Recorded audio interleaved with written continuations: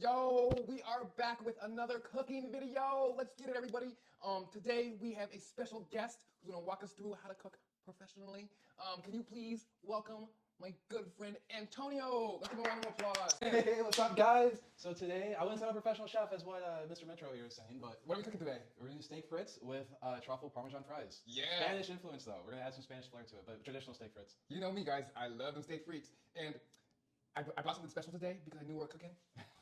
So, drum roll, please. There we go. There we go. Ah! What's this? I brought myself an apron. Perfect. And fun fact about this apron. So I'm in Chicago, and a couple months ago they had a Jeremy Allen White lookalike contest. My ass was about to go, but I bailed at the last minute, so we have this. Say less. Let's And get it. I have a surprise for you as well. No here. way! Yeah. So we got these traditional Cokes that you'll find in Europe and in other parts of the world. Very Made with actual nice. cane sugar. So we're gonna be sipping on this while I'll make some steaks. Well, let's get into it. Yes, sir. All right. As you can see, finally in the kitchen, about to cook up some nice, fine steak. But first, as you know, food safety. I'll be right back as we wash our hands. So, what is, if you would say, the number one important part about creating this dish? Yeah, I would say definitely the seasoning, right? Oh, Seasoning's yeah. most important. Get that on early so it can sit a little bit Okay. and get into the meat. Very nice. And very then, of nice. course, the spices you use during the actual cooking process. Okay. So as you know, I love spices. So I'm gonna have you leave the room, Okay. and I'm gonna spice the meat, right? All right. And then he is going to come in and spice it the correct way. So let's see how close we can get this done. All right. All right. Wish me luck. You got this. All right. Okay. So we got to get the plate. We gotta be not hyperallergenic, but we gotta be clean. You know. So the first thing we're gonna do is, oh yeah, look at that bad boy.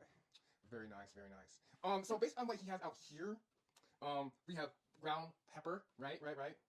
It says DC salt, so I think we're gonna need those. And then we can't forget, we gotta add a secret recipe. Hint, hint. Okay. Pause. I'm gonna wash my hands. So, ladies and gentlemen, I got the spoons, right? You don't want cross contamination. Oh shit, almost messed up. Whoop. Yeah. Hopefully that's the right amount. Oh shit. Fuck it. Right? We gotta get it in there. Both sides, right? We don't want to cross contaminate. I think I'm gonna be coughing a lot with all this freaking pepper all over the place. You know? Okay, we can pause right there. All right. We also have a little bit of extra virgin olive oil to spread it around. So just gonna do a little. Oh shit! Oh Jesus! Take the wheel. The salt, right? Salt, just a little bit. Look how fine that is. Boom. Right. Looking nice. Didn't touch the steak, so it's all good. We're gonna leave that right there, right? And then we always have to have the secret ingredient. Turn around. Don't look. Okay. Oh my! Hey! I didn't see it. Okay. I come back? Yeah, I think we're good. We're just going to lay that in there nice. Oh man! All right. So this is how I think it's done. But we're gonna let the master chef over here show you the correct way. Yeah, I don't know what he was doing, to be honest with you. I mean, relatively what he was doing is about accurate, but this whole secret ingredient thing, I got no idea what he was doing. But you know what? It's okay, because sometimes seasoning meat could be a hassle. You know, I get it. So, but I think he's gonna come out good. It could have been spread out a little bit more evenly, but I think he's doing a good job so far. So, all right. So this is how I will season the steak. So like I said, I'm specifically looking mainly just for salt, pepper, and maybe some other spices. But to help kind of, now there's a lot of marbling on here, so obviously the fat is great when you're actually searing it. But I like to put a little bit of oil, simply just to kind of help the seasoning stick, and also makes it easier to kind of spread around. So once that's closed up here, I'm gonna spread the oil around, give it a nice little touch, flip it around, probably put a little bit more oil. Now this we shouldn't do this, but this is my kitchen, so I'm the only one that's cooking for myself, so I will do that. And then grab the spoon, and salt's really important, so we're just gonna kind of sprinkle that in. Make sure you get all the sides, and make sure you rub that in, right? Flip it around, rub it, put more salt. Yes, chef. And a little bit of black pepper. So I do the salt first, so it gets onto the meat easier, and then I like to give a nice coating of the black pepper. This is bone, so you don't really gotta season that too much. If you really want, you can always take it off, save it for stock. But I mean, come on, like who really does that now? But I like to give it a nice coat of black pepper, and I like to pat it in.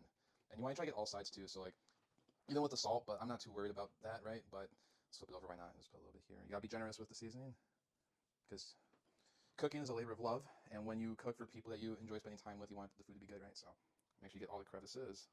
And this is how I would personally season my steak.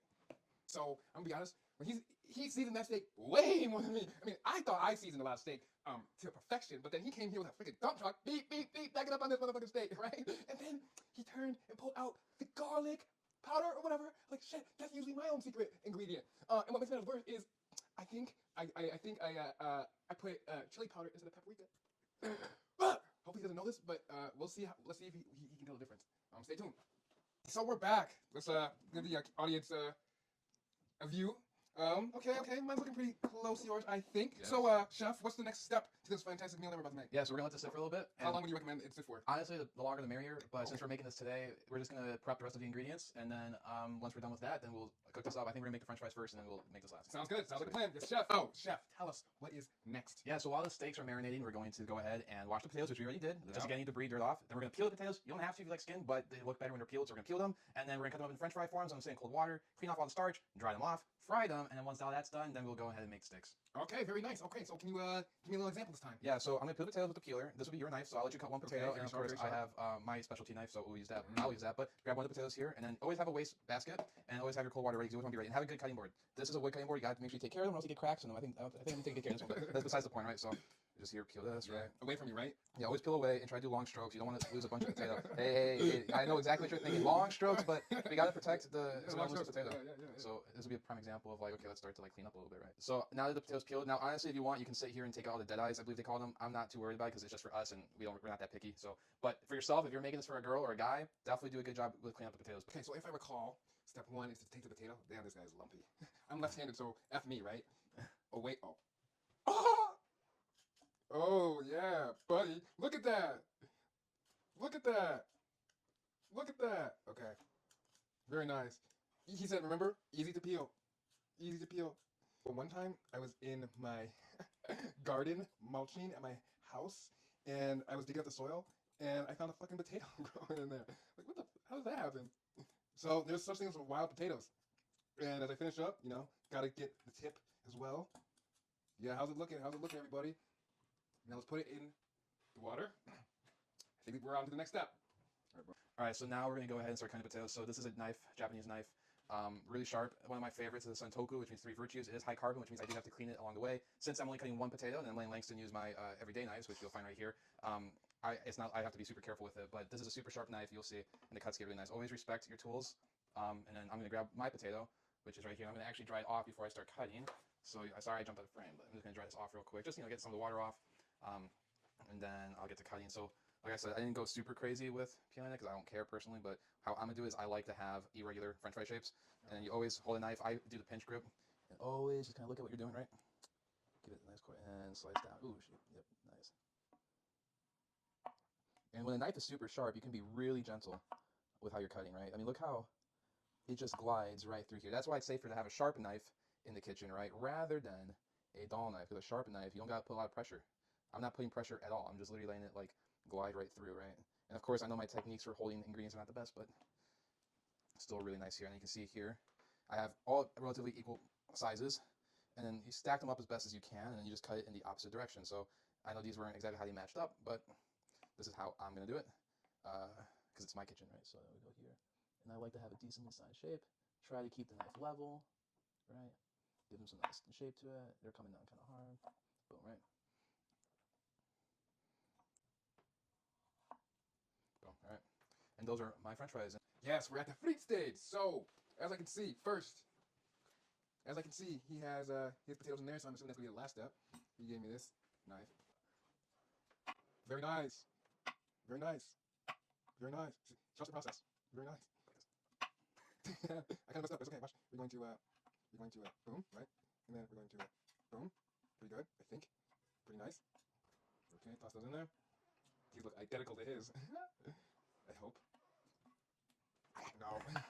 All right, so I mean, we're just cutting potatoes. Look, I'm not gonna say I'm the best guy with knife skills here because I'm still learning and I like to flair with all the nice things. I'm just an amateur cook as well. But damn, the way he cuts French fries, it's like he's cutting apples to chew on caramel, like the dip in caramel, and like the this and the that. But you know what? It's all good. He's learning. We all start somewhere. But I mean, I think there's a clear difference between my French fries and his. Okay, honestly, I thought cutting potatoes was gonna be way easier.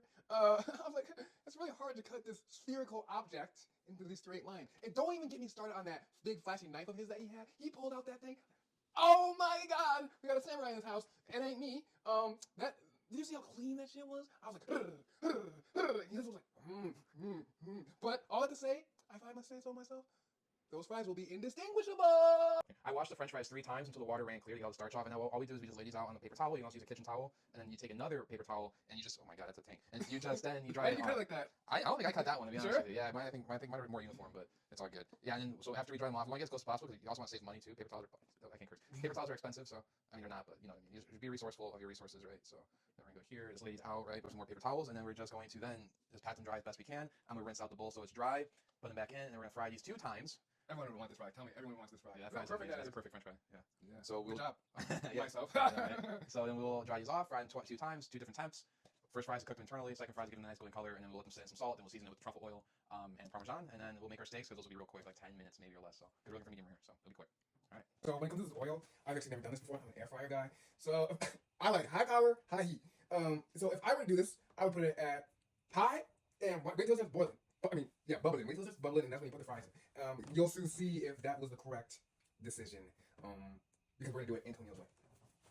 All right, so we're looking for the temperature of the oil to reach 320, 325 first. We're gonna do our first fry, and then we're gonna get it to 350. Fry it again. We're currently at 280. Put those in. You don't want it to like bubble on you, right? Or else it'll burn. Yeah, so you want to make sure you're always putting them away from you. Away from it. Yeah. So like that. Yeah, you also want to overcrowd it, but since there's not a lot, we can just go ahead with it. Because sometimes you would steam it. If it's overcrowded, it'll steam instead of actually fry. So we get steamed potatoes and fried potatoes. Well, it just won't come out as crispy. Yeah, so we just want this to cook internally, still fry, but cook internally, and then we're gonna get it nice and golden. Good chef. Yeah, go for it. What's the technique? Just make sure they're not sticking together and they're not overly crowded. So they're looking good. I think we can let it sit now, but just want to make sure. All right, so these are now done. They're cooked internally. How do I know? Because they're nice and soft. So what we're gonna do is we're gonna drain the oil, and then we're gonna increase our temperature. You see, nice and soft. They're ripping. That's how nice and soft they are. So that's not good. That means we overcooked it a little bit. But it's all shit. It's all right. It's all right. So we'll take these fries out, let them cool for a second, get the oil temp up, and then we're going to be frying these again. So. Double fried. So what are we doing now? All right, so now that we have the fries out, we have to check our temp because we have to make sure we get to 350. So as you can see, 280? yeah, so the temperature dropped, which means it wasn't at a consistent 320, but it cooked still. So now we're gonna let it cool real second. We're gonna get to 350, and we're gonna really fry them. It's going rapid. Like the second goes to 376, 276, now to 311, 313, 14. Yeah, so they hit 350 probably take like a minute or two, and then We're just gonna put the fries back in there. yeah, we're just gonna slowly put the fries back in. They're gonna get nice and crispy. Put stuff back in. Turn it around. Good job. I can start to see a little browning. Like good side. Yeah, so now we're trying to add the color to it. So what I'm doing here, so we're just trying to get the color added to it. So what I'm doing here is I'm just trying to make sure they all have their own room, and because I am overcrowding this a little bit, but that's why I'm trying to move it, and make sure they all get equally colored and crispy, so then they don't rip. So rip anymore, I should say. So then I'm gonna do that. I'm gonna clean this out. And we're gonna get another nice clean set of paper towels so we can drain the oil and we'll see if we get bad boys. I like it. I like it. The fries just All right. So I'm gonna take a little bit. salt and just, This. oh, that's a lot. I'm gonna use all this. Oh, okay. That's fine. Keep going. Yeah, 'cause we have to mix around. That's what I was like. Okay. With that. Yep. Looks like snow. Okay. All right. Is that good? Yeah. Any other sauces or? No, not yet. At the end, we're doing the salt just to season it. Oh, fuck. Okay. Yeah. All right. So then we're just gonna toss these around, but Okay. Nice. Nice. Like it. I wish you guys could smell it right now. It doesn't smell like actual fries. Okay. Okay. Okay. perfect. So this is how it's gonna look. Yeah. So this is how it looks before, and then you're gonna see how it looks after. This is my before. Let's get to cooking. Sweet. I put the rosemary, thyme, and so I put the steak in. Steak in with the butter, thyme, garlic, rosemary. Now I'm gonna grab something to move this around.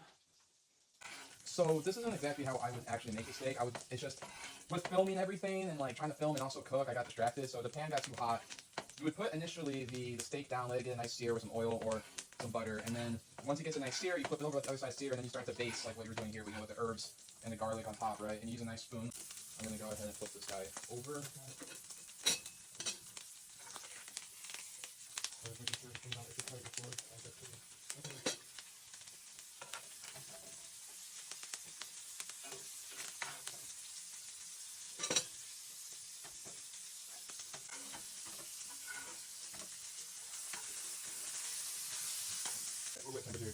So I'm looking for a medium rare, which I believe is like a 145, if I remember correctly. I can't really tell. Oh, shoot.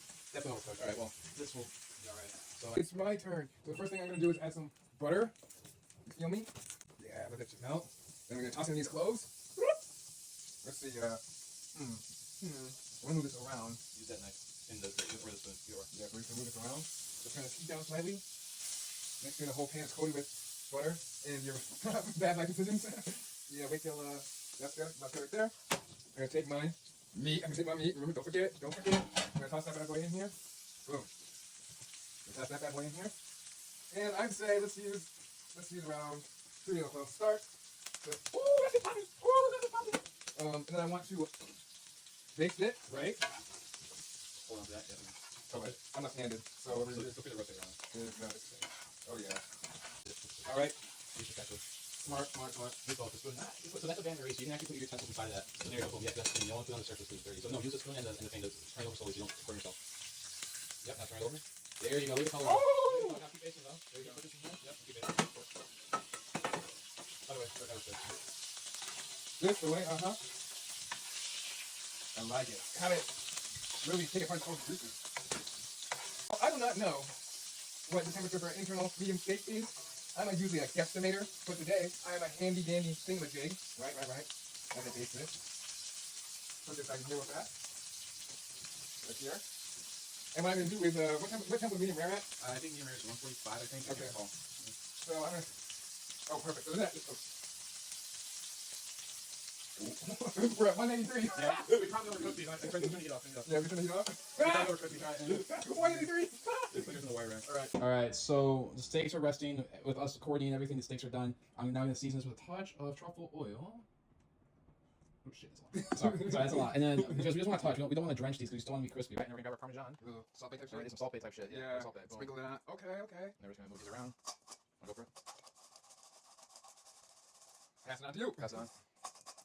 Oh, and you can smell the aroma already. Yeah. I also can smell the smoke. Hopefully that got into the steaks. The smoky aftertaste. Okay. I think these are gonna come out pretty good. Yeah, so smells pretty good. I don't want to add too much oil because then they're gonna get drenched in oil. But they look like they came out pretty good. So I guess we'll see. I guess we'll find out here. And the steaks are done. And I guess we'll get kind of these. How long do we let them sit for? Like 5-10 minutes. Yeah. All right, I'm gonna be honest.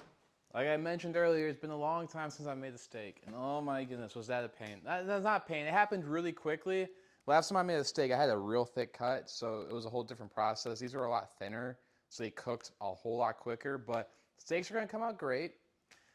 Cooking process definitely am rusty, but I think it was overall really good. And then watching Metro cook, I definitely had to help him out, but I think everything came out good though.